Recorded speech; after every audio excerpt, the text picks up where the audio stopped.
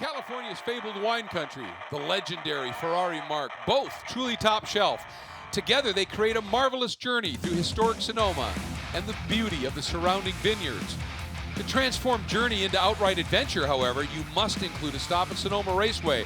This weekend, the pilots of the Ferrari Challenge face a supreme test as they will step into their stunning 488 Challenge Evos for one serious technical roller coaster ride carved into the hills of San Francisco's North Bay. Hi everybody and welcome to the second round of Ferrari Challenge North America's 2021 championship season.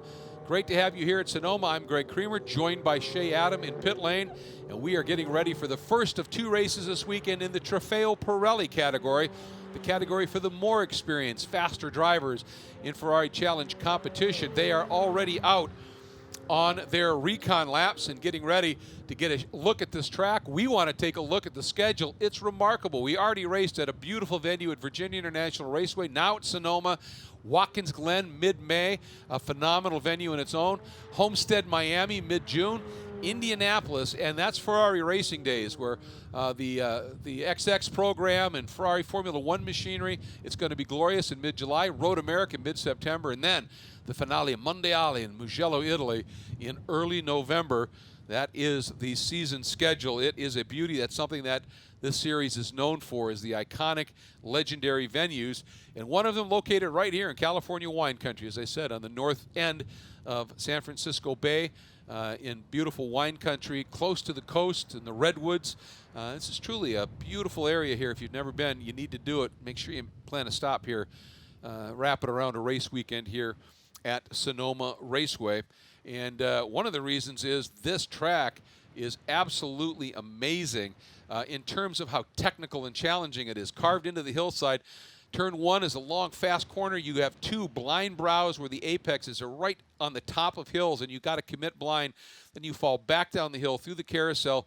Then at the tight turn 7, get a launch through the iconic S's, then through the chicane, then turn 10, then into the hairpin turn 11 at the other end, and back to start finish. Here's a look at the apex of turn 3, and you can see as you turn in, you can turn in faster than you think you can. You've got to will your mind to let you do that, because as soon as you turn in and you think I'm going to slide off, you get compression and it gets grip.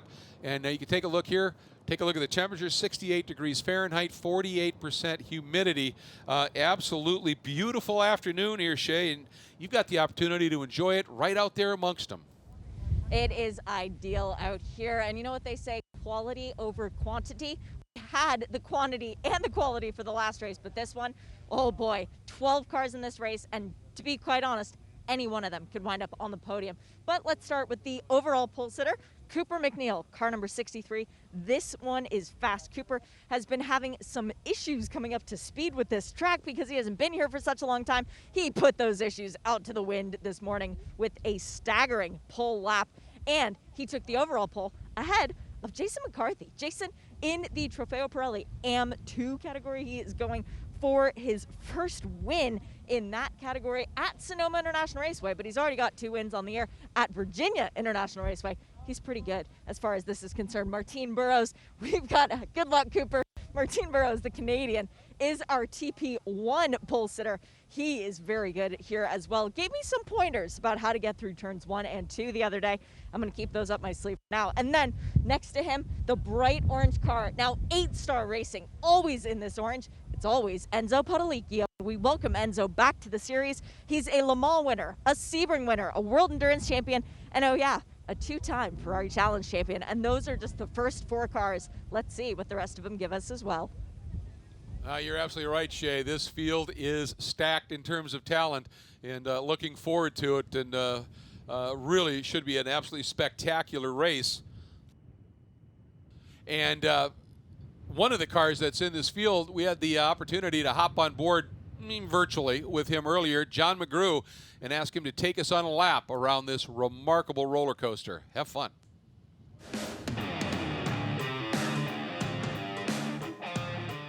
Hi, I'm John McGrew. I drive the 23 car, part of Ferrari Long Island. I'm going to take you for a lap around Sonoma Raceway.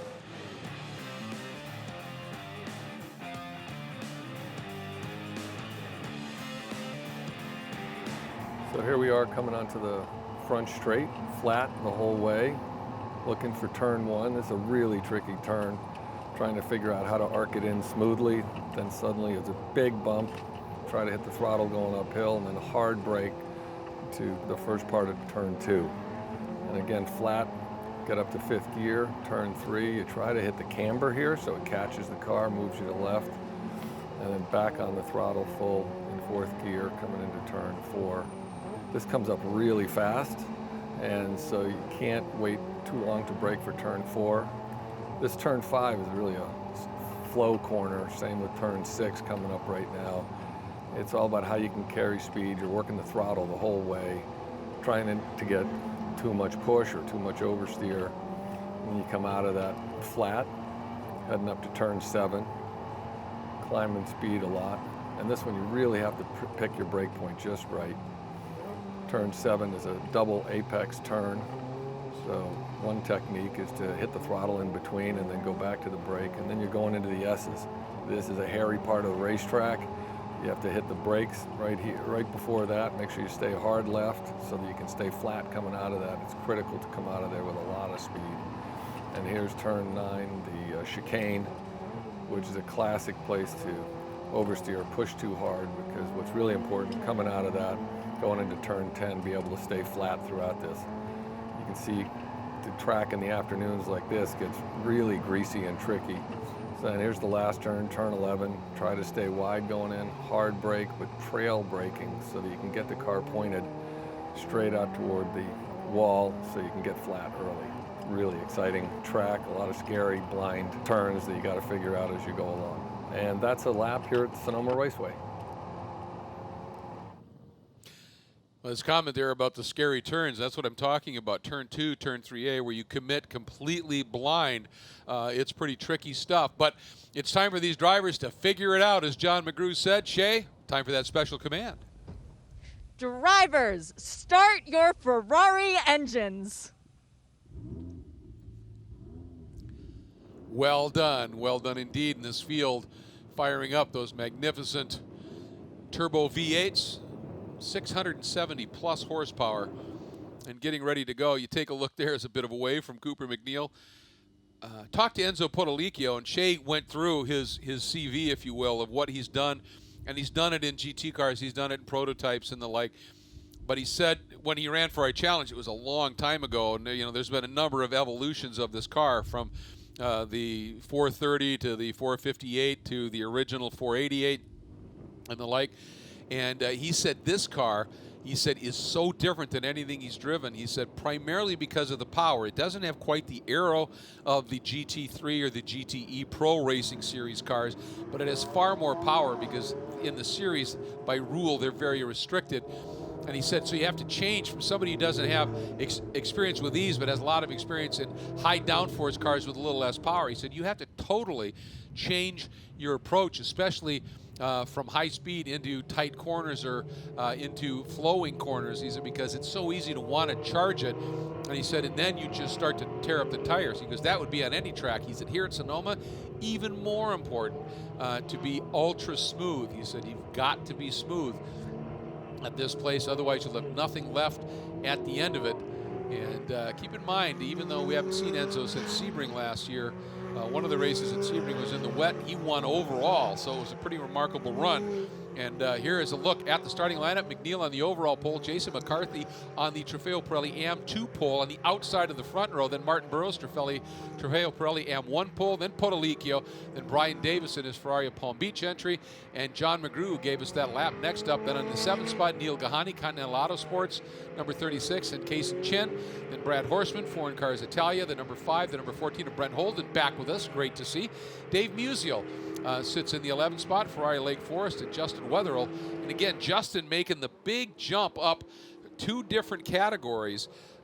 He won the Copa-Shell AM Championship last year, and this year, when they told him he was going to have to be moved up, they ended up moving him up 2 spots.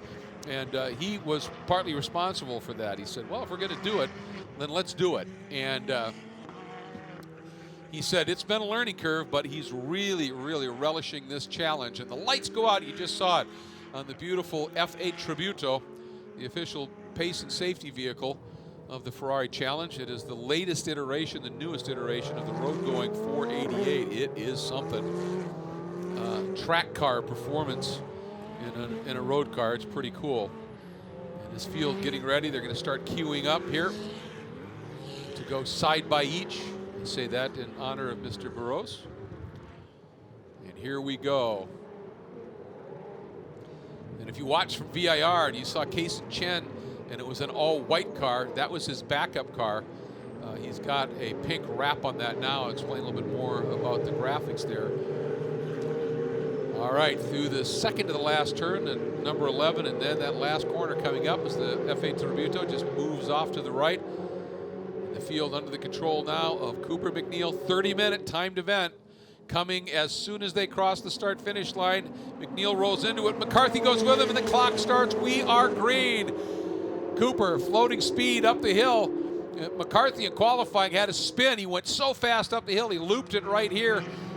Now he reins it in a little bit, controls it, hangs on to that second overall spot and lead in TPM 2 with Porolichio right behind him, then Burrows. So Porolichio was able to sneak around Martin Burrows, who was on the pole.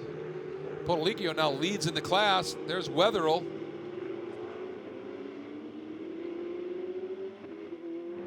It looks as, trying to get a look here if that was possibly Holden, who may have had a problem at the start. So we go back to it here. Boy, and look at this. It's Porolichio wasting no time, putting some pressure on McCarthy. And Martin Burrows, look at this move down to the inside of Porolichio. He did not like losing that pole. And there's that little bit of a gap here between the exit and that upcoming entry curb. And Martin said, you want to stay there, fine, you can use that piece of road. And Porolichio said, I understand. Early in the race, eased out of it here. So now Burrows takes the lead back from the pole he had as Cooper McNeil, you can see already opening the margin up here just a little bit. If you were with us for qualifying, Cooper made the comment to Shea as Burrows goes down the inside of McCarthy. There's a touch. Might have been optimistic for Burrows. I'm not sure McCarthy really realized he'd stuck his nose down there, and that gives Porolichio a little bit of a run. You saw that little piece of something fly. Normally that's one of the little dive planes on the side of the car, and that comes off of the car that's in pursuit, and that can upset the handling on that car. So Martin needs to be a little bit cognizant of that, feel that car out just a little bit. John McGrew qualified third in the AM2 class, started in the 6th spot, has moved up as well into 5th, stuck his way around Davis. A couple of guys opportunistic here in the early going. And look at Burrows as he, oh, that's McCarthy, got right up on the back of here as they drop down through the carousel. Yep, McCarthy, McNeil has already opened up. Pretty decent little lead here.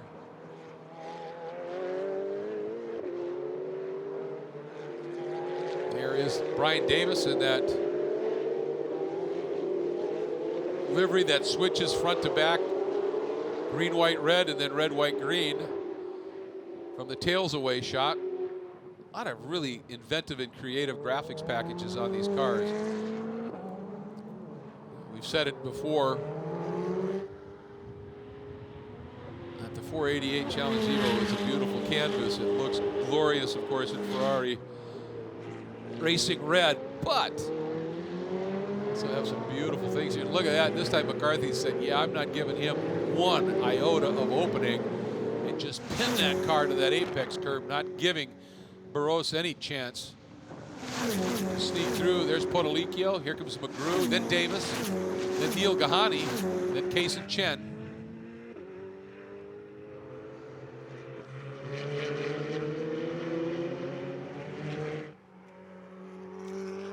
I think this battle is going to be furious throughout here.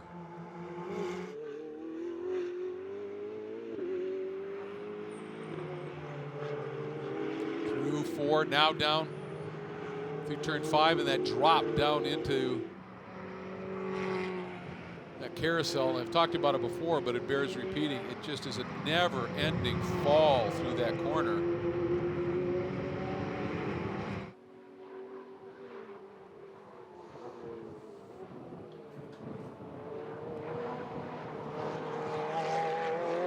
And Justin Wetherill, who'd actually turned a time that had him up in the top 10. He had a leftover, what they call leftover penalty from the previous race. That's why he got moved to the back. It'll be interesting to see from that perspective. He's got an opportunity to really watch and learn, as I said, making that double jump in class. Opportunity here. And here's that pink livery on Kason Chen's car, as he is part of its own really stout four-car battle here between McGrew, Davis, Gahani, and Chen. There's Gahani in the silver entry, the Concourse Club machine from Continental Autosport. But Kason Chen, talked to him earlier and asked about hobbies, and he said, well, I love playing video games. He said, but I love to watch anime. And anybody, if you are an anime fan, you've probably heard of Dragon Slayer, and that's his favorite anime. And that's what he's got on the side of the car. Ooh, wide run there by Gahani. And that allowed Davis to open it up just a little bit. Chen's just stuck to him. That turn one complex is tough because it's hard to get your mind around the fact you want to turn in, let it float out, and then get back right at the exit of the corner, back to what would sort of be a late second apex to set up for two.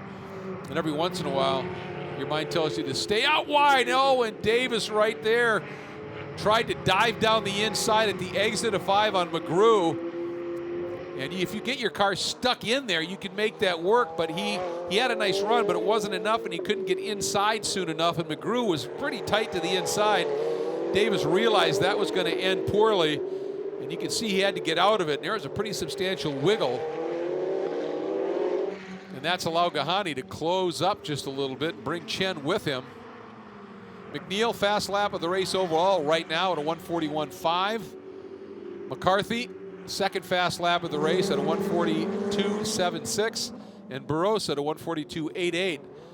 And that's the three different classes here. And Kason Chen has gone through on Gahani. And that's not what Neil wanted to see. Comes in here third in the points behind Burros. We had a 9-point lead over Musial. Now for Gahani, Musial is a couple of class positions behind him. Because here comes Wetherill and then Holden, and Brent did not run the opening round at VIR, and then Musial is behind him, and Musial was second in the points, and Gahani was only one behind Musial. So in this scenario, it would be good for Gahani in terms of those points. But the problem is he would rather have gone through, tried to get by Davis and McGrew to go after the guys up front. And instead, Chen able to sneak through. Chen in the AM2 category car. So Gahani. Oh, look at this battle. This is Jason McCarthy leading, and there goes Porolichio down the inside of Burros. Burros reading it, but wow, did Porolichio park that car once he got through and parked Burros in the doing. Burros wanted to do the over-under, and with Porolichio making those brakes work so effectively, pinning the nose and rotating the car, there just wasn't room for Martin to try and cut back underneath and do that over-under. That was experience. That was Enzo Porolichio and all the years of racing he's done showing there.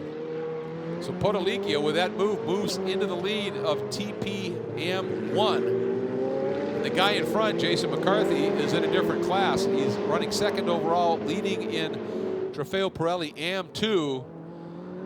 And if Porolichio comes after him big time, it's going to be interesting to see what McCarthy's read on that is. You know, his coaches will be talking to him, going, he's not in your class. And you can fight for just overall bragging rights that is meaningless in points and maybe end up off track. or if he gets right on you, just let him through. We'll see what Jason does. But on the other hand, Porolichio has been pretty aggressive here in the early going. And if McCarthy's been measuring his tires beautifully, I mean, you look at where McCarthy finished at VIR. He won both races with fast lap and finished third overall in the first one and second overall in the second one. So running high in the overall order is something he's not only able to get to, but he's able to stay put.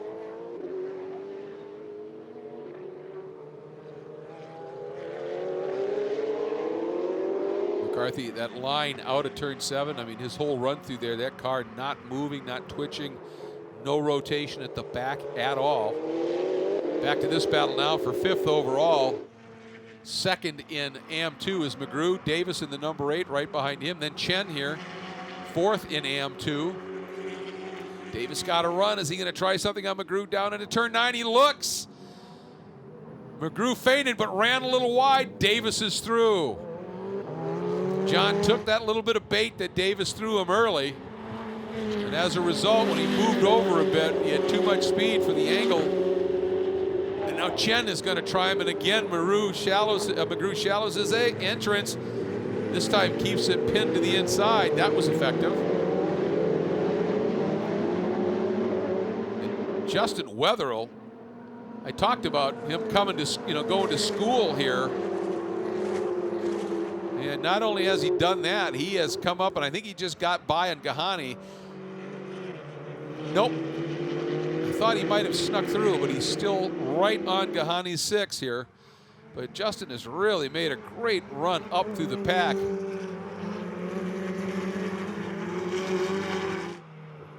it's that silver entry of Holden right behind Wetherill that I briefly mistook for Gahani. Holden, great graphics package on that car as well. Has it dialed up to look like a World War II fighter plane. Rivets, graphic rivets, but rivets and all. It looks really sharp. There's Justin. Your 2020 Copa-Shell AM champion.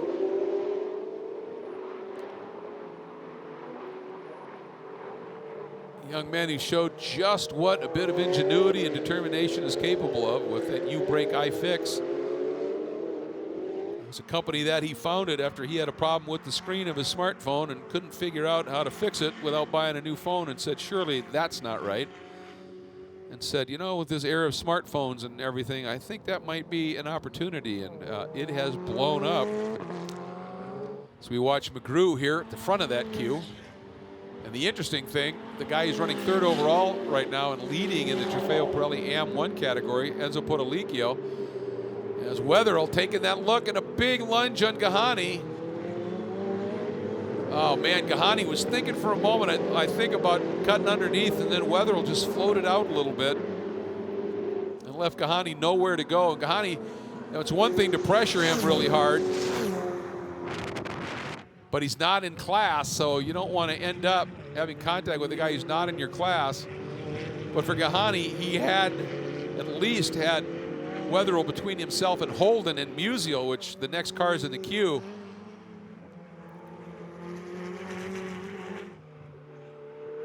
So Gahani's now going to be paying close attention to Brent Holden behind him. But again, I was talking about Porolichio, now has over 20 U-brake iFix franchises, and he's always been a pretty successful businessman, but he said this U-brake iFix chain, he said, it's just keeping me absolutely hopping. So we're glad he's able to find a little time to be able to come out and do a little racing with us here. Davis, once he got through on McGrew, has opened up a little bit of a lead here, and now Chen starting to pressure that red and white Ferrari of McGrew.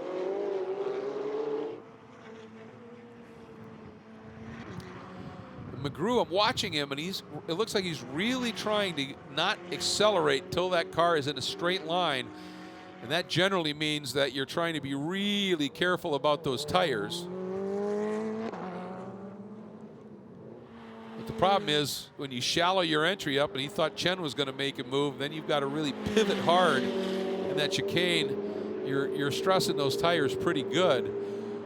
But I think he's less worried about the fronts and just trying to make sure those rears stay underneath that car. And during his lap, you heard him talk about trail braking. If you're not real familiar, if you're kind of new to racing, trail braking means you keep brake pressure on as you turn into the corner. And with ABS, you can do that. You can hit the ABS and then turn right to the apex. But it keeps the weight. When you hit the brakes, the front of the nose of the car drops. If you accelerate, the back drops. That's transferring weight. So if you are on the brakes, it keeps the weight transferred and pinned on the nose of the car, which makes those front tires really turn well. And that's what he was talking about.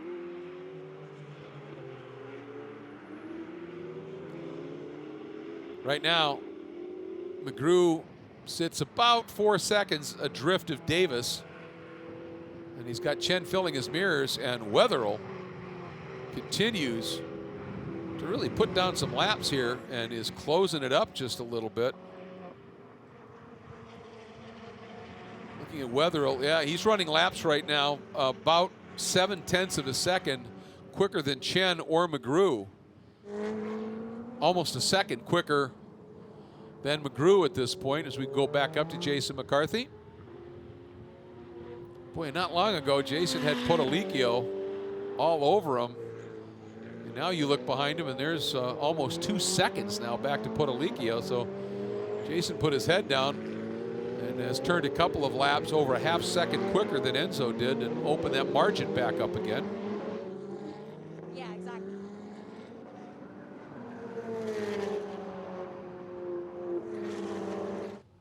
There's Jason as he's coming up the hill, and you just saw the orange flash from Porolichio. And you know, the weather has its effects on these cars in lots of different ways, Shay. Yeah, just look at my hair as a perfect example. We are right now getting winds up to 20 miles an hour sustained as a tailwind coming into the final chicane. That's going to affect people's braking because that was not the case at the start of this race. And it's coming and it's going. Gusts are worse than sustained. So if you get into the braking zone at just the wrong time, you could wind up, well, with your hair in front of your eyes.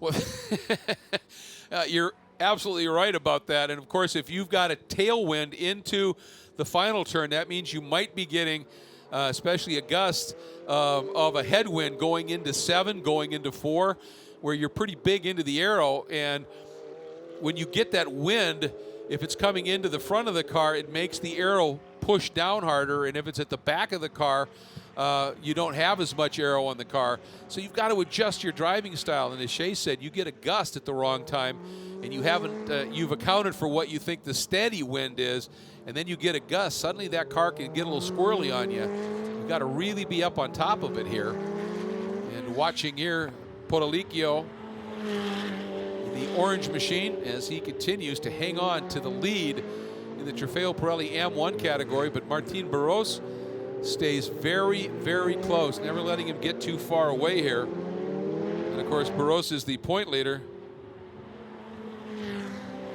up by 9 points in front of Dave Musial, and Dave is at the back of the pack just a little bit. He's running some decent lap times, but something happened early and he lost a lot of time. And so third in the class, as I said, was Gahani in terms of points coming in. Gahani right now is hanging on, and in fact opened his margin up just a little bit over Brent Holden. Third in class, back in 9th overall right now. When I talked to Justin Wetherill earlier in the weekend, as I rewatched the races from VIR, I was talking to Justin, and I said, I thought at one point, Justin's going to school here. He looked at me and said, what do you mean? And I said, you're, pretty new to racing, let alone to racing in this category. And I said, I watched you at VIR in that first race, and, as you would expect somebody as new, I said, you would make these little mistakes, but you only made them once. And every time you figured it out, you were quicker and then quicker and then quicker. And in the second race, he was really flying. Then he had a little bit of contact, which he paid a penalty for. And that's part of the learning curve. But in this race, considering he had to start virtually at the back, and he's worked his way up from the back up into 8th overall and 5th in the Trofeo Pirelli AM2 class, just shows you how Justin Wetherill is one, a really quick study. 2, he's a sponge when it comes to the coaching. and 3. He's got that speed, and you know, the racecraft is something you learn. It's sometimes tough to learn speed, and he seems to have that naturally, and boy, that's a good thing. And he's put on an absolutely great run here, and his last lap was 7/10 quicker than Chen, a couple of tenths quicker than McGrew, so we'll see what they are this time through. Watch for it as they flash through. McGrew a 146.4, Chen a 146.2. This time Wetherill a 147 flat. You can see he did drop just a little bit.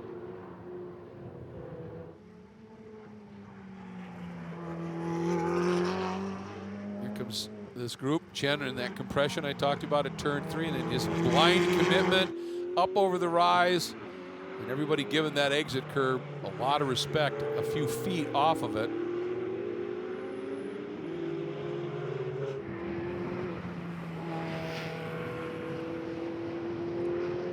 Dropping through the carousel,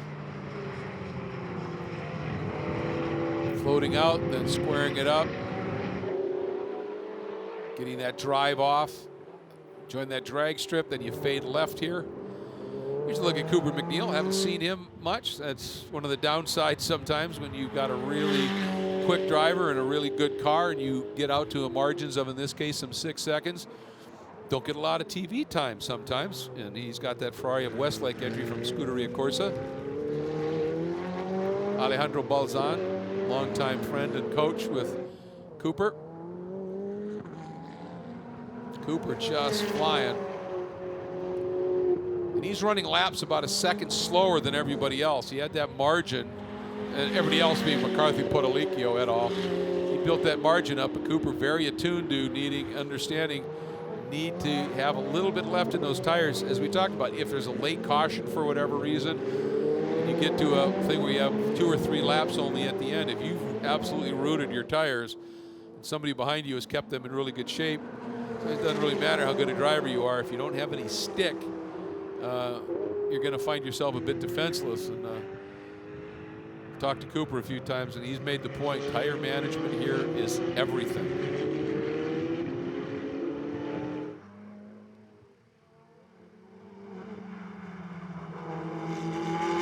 And Chen.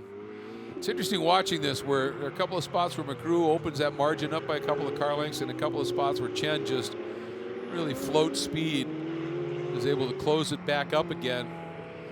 And my guess is Wetherill, although he's dropped a little bit farther back here, but when he was up close, you could see the two. You hear that little bit of a chirp? That was McGrew. Something happened. He got crossed up, and Chen even had to check up a little bit to not get into the back of him. And as McGrew, you know, he likes to diamond that corner and then tighten his turn and arc to that apex curb, the final side of that apex curb. And I hear that little, it wasn't just that gentle, light little squeal. It still isn't great, but it isn't horrible. It got pretty noticeable, and that generally means that the car now has exceeded the slip angle that they're allowed to not damage tires.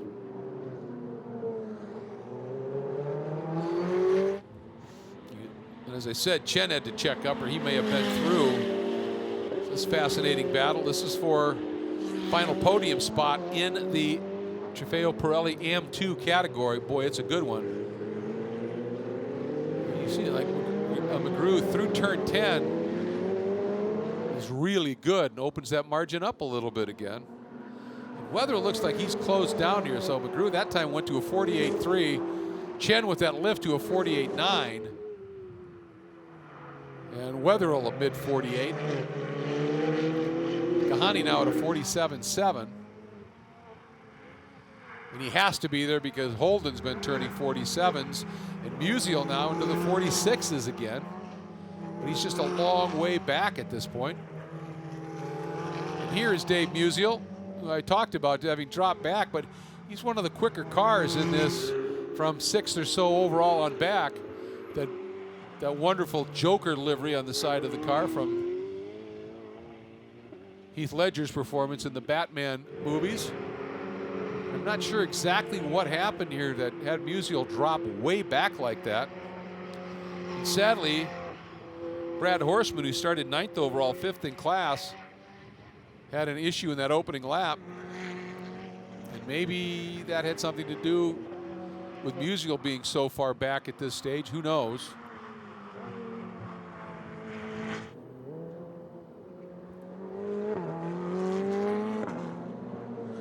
But Musial showing some really solid pace right now and trying to claw back. And he's done that. I mean, he was about 10 seconds back of Holden. That's down to 6 now. But he's running out of time as we're approaching 5 minutes remaining in this one. Up front, McNeil leads by only 4 seconds over McCarthy, and I'm sure that's Cooper managing things. McCarthy's up the ante, though. He's dropped back into the 45s now. Jason has. I think he says, my tires are good, I'm coming. Porolichio about 10 seconds adrift to McCarthy, then another bit, excuse me, he's not 10 seconds back, he's about 5 back. And then is Porolichio, then Burrows, though, is right there once again. And then a big gap back, some 13 seconds to Davis, who's second in the Trofeo Pirelli AM2 category. There is Cooper. I think it's a combination of Cooper just making sure he's got those Pirelli P0s managed, and McCarthy having taken care of those tires early, thinking I've got grip here. The tires are good, a la Michael Watt, perhaps, if you watched that race just a little while ago, the Copachel race, where he just came alive. Let's see. It's going to be interesting to see. McCarthy, a 1:45.6 on his last lap. McCarthy's best lap, a 42.7. McNeil at a 41.5. Burrows at a 42.8. So that gives you an idea of just how this track takes it out of these remarkable Pirelli P0 tires. But let's see here what McCarthy turned. Again, a 45.6 the last lap.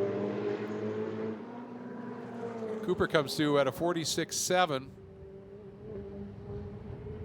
McCarthy this time at Cooper at a 46.7, and McCarthy on this one at a 46 flat. And Porolichio's found a little bit of speed now, just uncorked to 46.1. As we watch Cooper, who's going for he's just been absolutely remarkable. You look at what he's done in the last couple of years.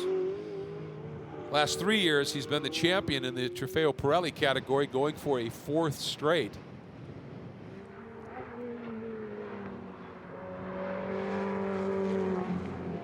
And Cooper, margin now, McNeil to McCarthy is 3.4. As I said, I think it's a combination of Cooper saving tire and McCarthy not worrying about it and having saved tire well early. Cooper's stats last year, there were 14 races. He had 12 wins, 13 podiums, 14 top 5, 14 poles out of 14 races, folks, and 13 fast laps. Darn near a perfect season in many ways. And somehow McGrew continues to fend off Case and Chen. And Chen has looked inside, he's looked outside. You can see McGrew protecting a little bit more the early part of the carousel, and Chen adopting his line, McGrew's earlier line of a little wider run and then trying to square up the exit. Oh, Chen liked it. He thought, I got a run on him here, and then you saw those two little wiggles. As with 670 plus horsepower, even with traction control, the back end stepped out a little bit, and he had to save it. But he is studying, there's no question of that. It's interesting how McGrew consistently is a few feet off of that apex curb in that right-hand first part of that chicane. He hasn't overrun it like he did a couple of times early. He's figured that out, but he keeps running a little wide there. I'm not sure if there's something on that curb that he doesn't like. Coming up on a minute and a half left as McGrew comes through.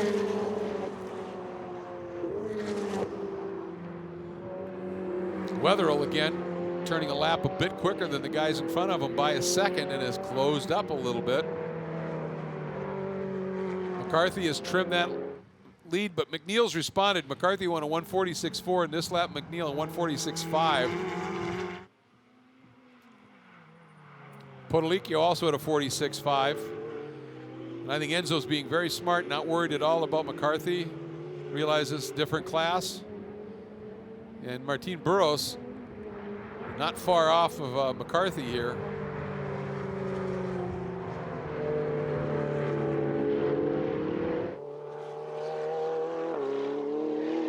Yeah, only 1.4 back at this stage. White flag should be coming out this time.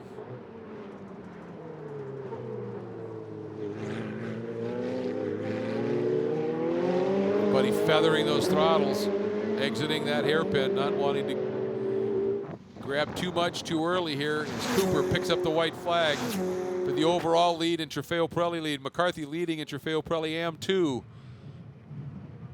Slicing underneath, there it is. That margin dropped on that lap from 3.3 to 1.5. Cooper ran a 147.5, McCarthy a 145.7. I think for Cooper, he's given up a little bit more than he would if he was just conserving here. Oh, we get a report that Kaysen Chen had an off over in the chicane. We'll have to see how that affects his run here. Wetherill was within a couple of seconds here.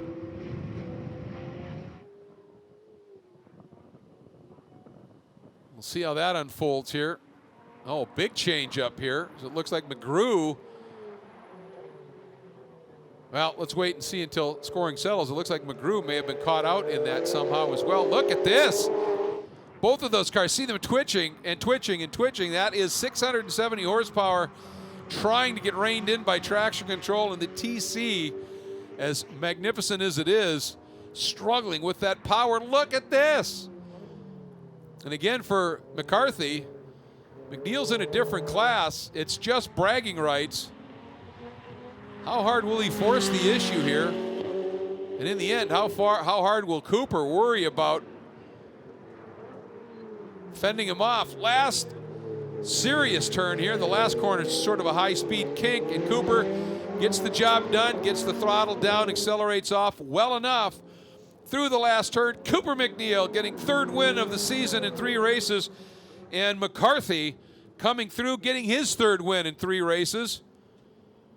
Watching for Porolichio. Here he comes. Look at Martin Burros, so close to Porolichio, but couldn't quite get that done.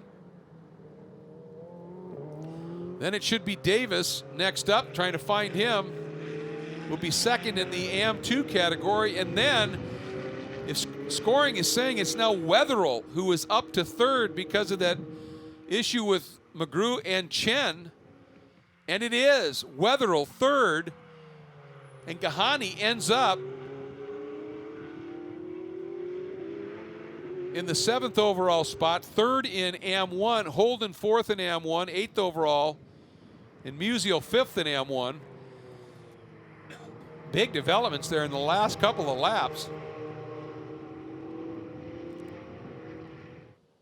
But McCarthy, Davis, and Wetherill. Wetherill on the podium.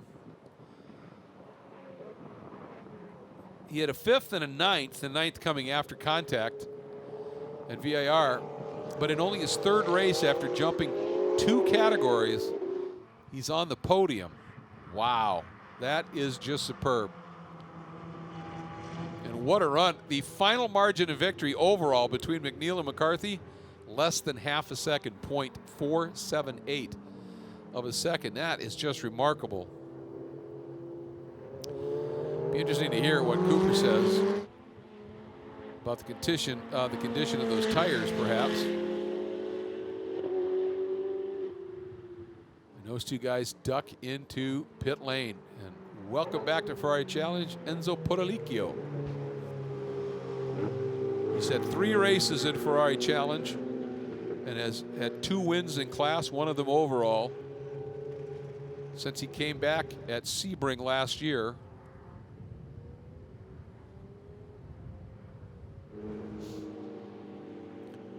And there he is. That orange has long been the color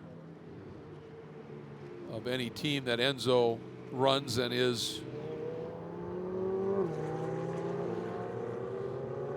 sort of the controlling factor thereof. He used to have his own team called 8 Star Racing. And always flew those orange colors. There is Davis. We didn't see a lot of Brian Davis in this one in that Ferrari of Palm Beach entry. He was kind of a drift of Burrows, but well clear of the McGrew, Chen, and eventually Weatherall battle. And then when McGrew and Chen, and I don't know whether McGrew had a moment and Chen had to take evasive, or if Chen got inside of McGrew and they whatever, but they both lost spots. Then Weatherall podiums, and there, the tall, lanky gent named Cooper McNeil folds that frame out of that beautiful 488 Challenge Evo, and he's going to go over to McCarthy and say, "Holy cow, buddy, an AM2 guy, well done." Look at that. Fist bumps and bench racing before they even get out of the car. Cool. Nice move by Cooper off the track, huh? And for McCarthy, that had to be just exhilarating to recognize, know who that car was in front of him, and be able to close him down like that. Yeah, it's pretty cool stuff. All right, let's take a look at the overall results here. And you see Cooper McNeil right now, the only guy in Trofeo Pirelli category. Then McCarthy from Trofeo Pirelli AM2, second overall in the win. Enzo Porolichio, third overall, the win in Trofeo Pirelli AM1, with Martin Barros right on him, second in Trofeo Pirelli AM1, second in Trofeo Pirelli AM2, Brian Davis, and then Justin Weatherall doing a great job from the back of the pack in terms of pace, and then opportunistic, jumping to the podium in sixth overall. And then third in completing the podium in Trofeo Pirelli AM1, Neil Gahani, chased home by Brent Holden. You can see that was a pretty close margin there. And then that McGrew and Chen duo that had been so locked together for much of the race, split by Dave Musial, who had some issue early in the race and then just was flying near the end. And then Chen and then Horseman, as we said, who completed one lap. And that was it. Here comes Porolichio into Parc Fermé. Here are the congratulations coming from the crew and the team.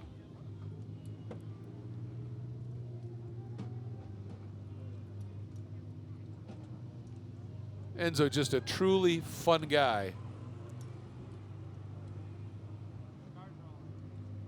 He's going to revel in this moment, no question about that.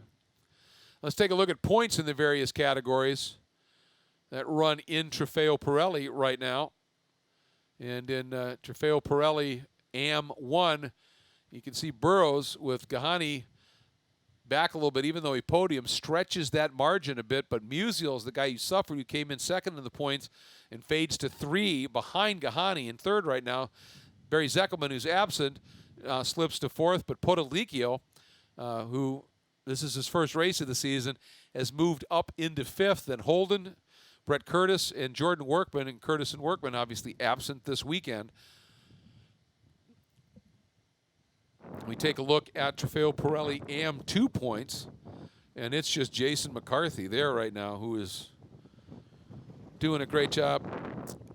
As you take a look at those points really quick, you can see McCarthy opening that margin over Davis, then McGrew, Horseman, and Case and Chen, with Weatherall right there in the mix. And as we talk about Jason McCarthy being at the top of the point order in this category, there's a reason for it.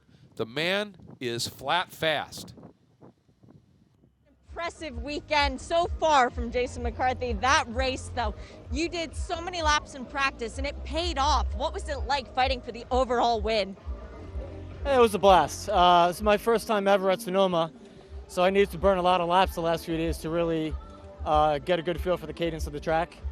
And yeah, we wanted to do the 1 7/8 recon to try to get the tires bled a little bit, knowing I would start with lower pressures and be at disadvantage for the first lap or two, but then be okay for the end of the race. So just kept trying to take care of the tires, take the slow corners really slow, because there's very little grip right now, especially as the tires heat up.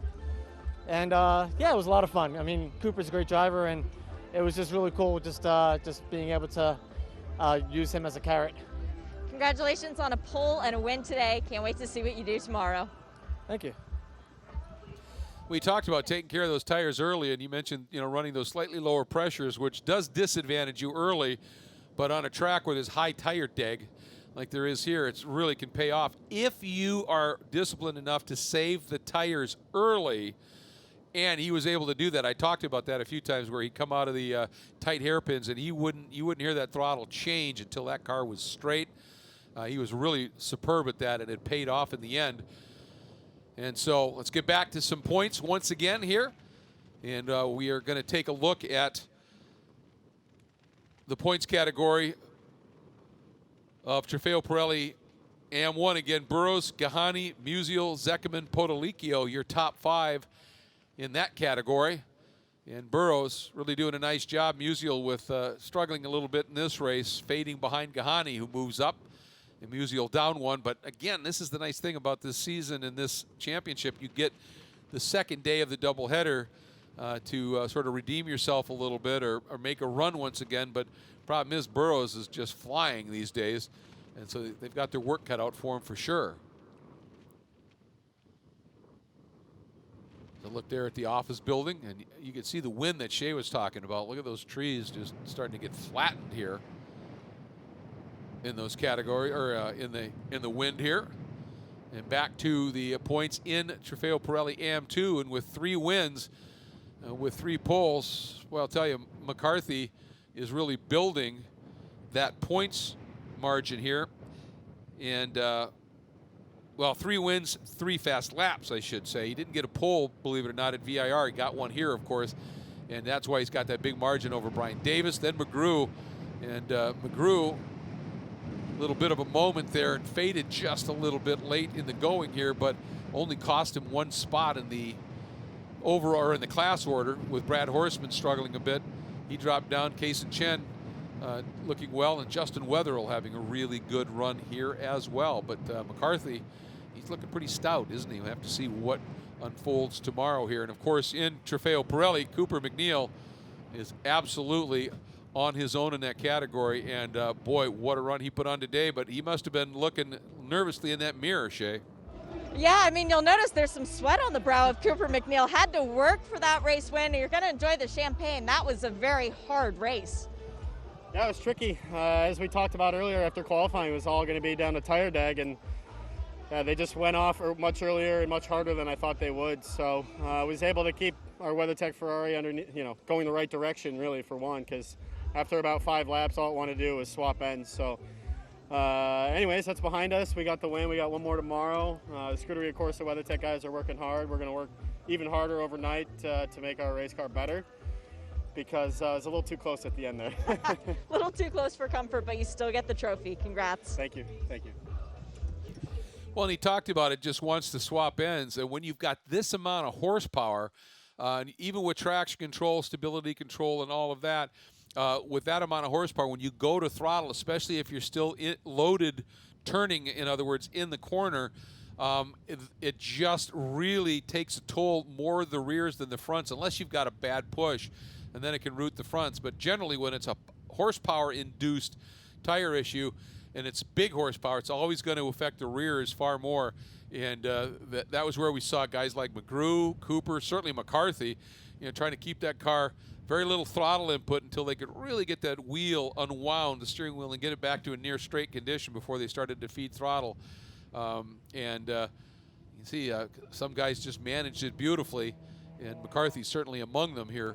And wow, how fun was that? And especially that charge at the end, coming from at one point, I think McNeil's margin was up to about 8 seconds, and at the end it was less than half a second for that overall win.